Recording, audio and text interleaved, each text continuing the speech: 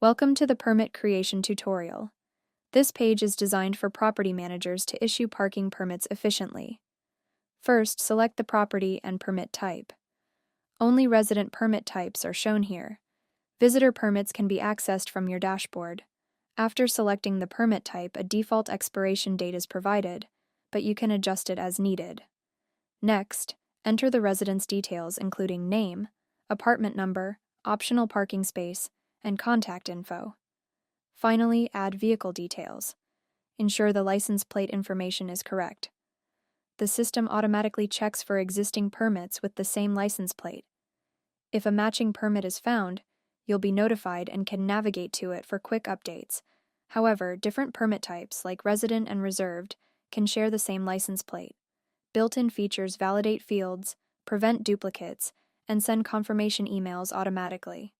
You can even print the permit right after creation. If you need to review permits, the View Permits button will take you to the permit report. It's a seamless way to manage parking permits.